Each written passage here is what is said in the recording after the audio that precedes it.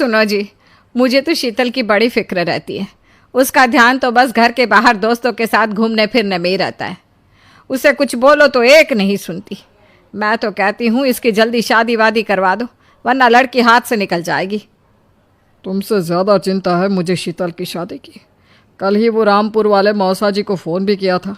बता रहे थे एक लड़का है नज़र में, उनका अपना घर है और लड़का भी अच्छा है।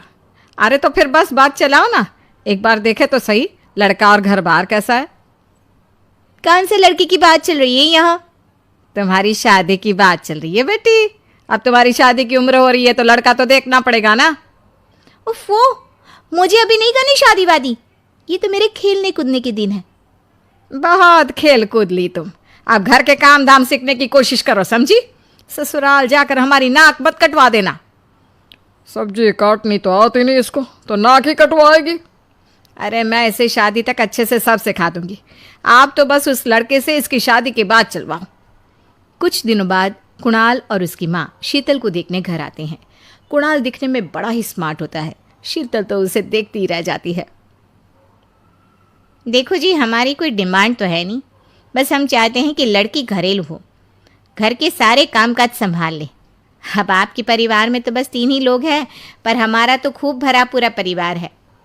बाकी हमें लड़की के घूमने फिरने दोस्तों से मिलने से कोई दिक्कत नहीं है। घर का काम करने के बाद जो चाहे सो करे। अरे वाह, ये तो इतने बढ़िया लोग हैं। लड़का भी इतना स्मार्ट है और ऊपर से इन्हें मेरे घूमने फिरने से भी कोई दिक्कत नहीं है। हे भगवान, तूने तो बिना मांगे ही मुझे सब दे दिया। बताओ जी, और क्या चाहिए हमें? हमारी तरफ से तो रिश्ता पक्का है जी। बस फिर तो हंसी खुशी शीतल और कुणाल की शादी हो जाती है। शीतल मन ही मन बड़ी खुश होती है और उसी खुशी के साथ वो अपने ससुराल में कदम रखती है। आओ बहू, तुम्हारा अपने ससुराल में स्वागत है। ये मिलो अपने परिवार से। ये तुम्हारे ससुर जी, तुम्हारी ननद सुनीता और गीता, सुनीता के पति राजेश और उनके 2 बच्चे राजू और चिंटू। ये ना हमारे साथ यहीं रहते हैं। ये तुम्हारी दादी सास है और बाकी लोग अभी बाहर गए हुए हैं। इतने सारे लोग, ये सब यहीं रहते हैं इस घर में? अरे अभी तो मेरे देवर देवरानी और उनके 3 बच्चे यहाँ नहीं है। उसके मायके में भी शादी थी ना, तो बस वहीं गई है। कल तक आ जाएंगे। हे भगवान, ये घर है या धर्मशाला? ये सब एक साथ इस घर में कैसे रहते हैं? मुझे तो पता ही नहीं था इनका इतना बड़ा परिवार है।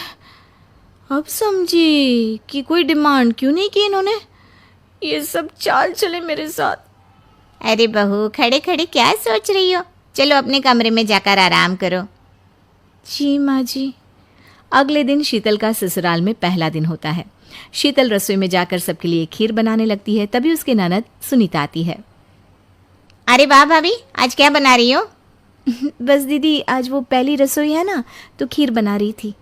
अरे भाभी, ये खीर वीर रहने दो। घर में 4 लोगों को शुगर है और कुछ लोग मीठा ही नहीं खाते। आप ना सीधा खाना ही बना दो।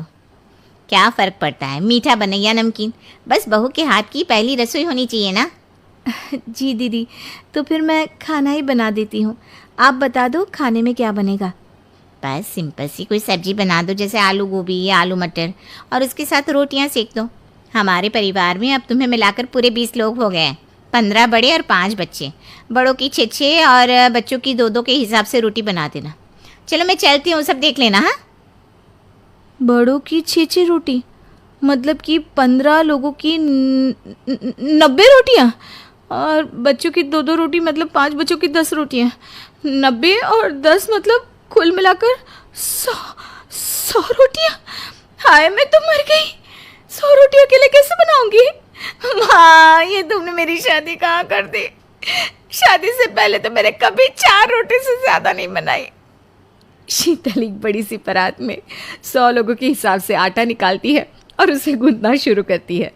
आटा गूंथते गूंथते शीतल के पसीने छूट जाते हैं। उसके बाद बारी आती है रोटी बनाने की।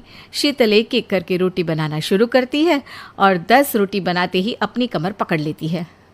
हाय, मैं मर गई। मेरी कमर टूट गई खड़े खड़े, और ऊपर से इतनी गर्मी। मैं 100 रोटियाँ कैसे बनाऊंगी? अरे भाभी, सब बाहर रोटियों का इंतजार कर रहे हैं, ज़रा जल्दी जल्दी रोटी सेक दो।